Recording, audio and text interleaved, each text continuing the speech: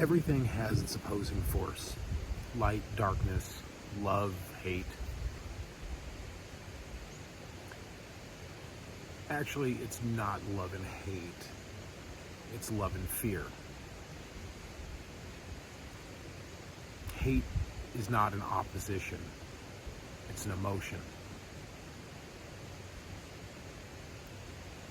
And the opposite of hate is acceptance. So everything having polarity allows you, me, and everybody else to find the opposing nature to anything that is uncomfortable at the moment.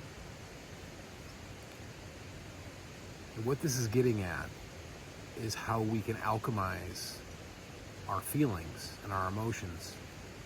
And this works in your meditative practice. This works in your relationships, at work, in society, your romantic relationships. You can take anything and find its opposition. You're having a conversation that's turning into an argument. You can find the root cause of that. Generally, it's a trauma. It's something that you've endured at some other point. Somebody maybe made fun of you or didn't accept you for who you were or for what you were saying and judged you. And then you put up a block wall to try to counteract that. But that block wall is not the counteraction to that feeling that you're having. The counteraction to that feeling is the opposite feeling. So you can switch things into different viewpoints. My last video was about choice and making choices. We choose everything every minute. It falls into the idea of manifestation. Manifestation isn't a magic. It's a tool that you keep in your toolkit for your everyday adventures.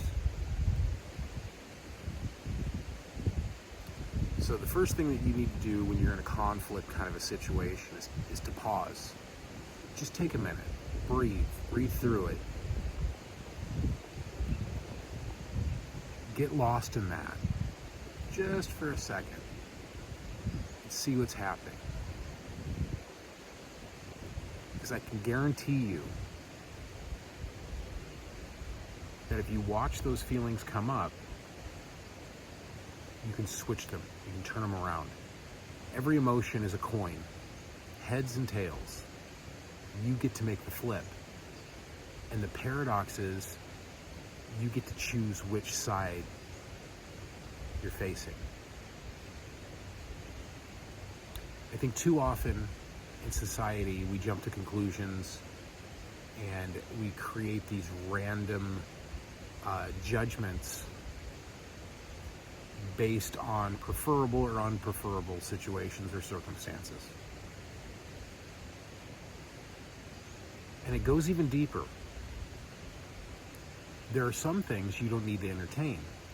There are some thoughts that just pop up that don't really need the light of day. They're not necessary. Basic choice is good enough. Yes, no answers.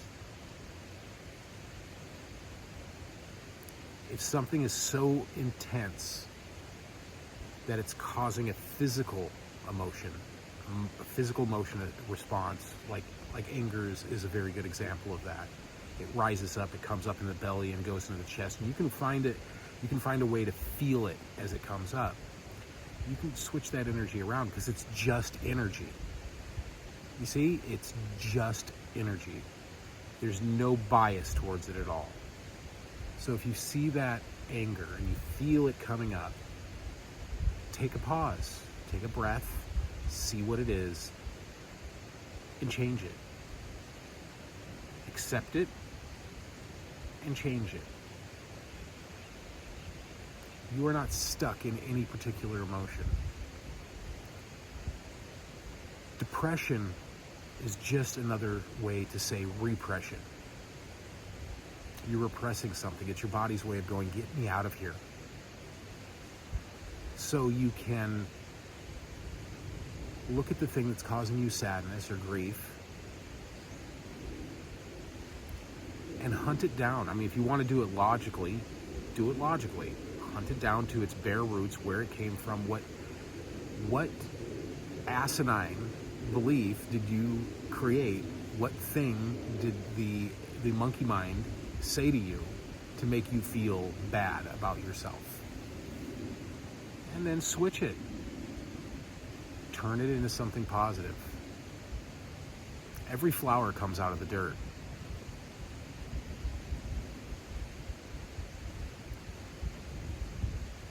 Once you accept something, it changes that something that you're noticing. We're very powerful, and we don't give ourselves the credit for that.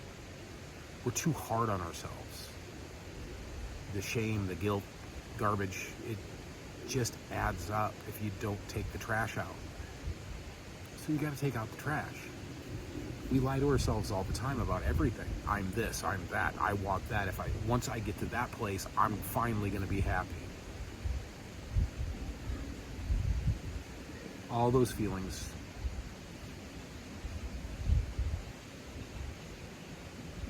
are fleeting.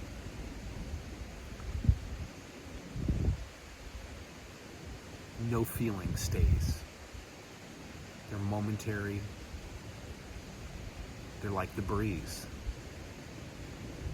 Or like the old Zen adage, first there was a mountain, then there was no mountain, then there was a mountain. Anyhow, I hope this helps. Change your thoughts, change your life. Much love.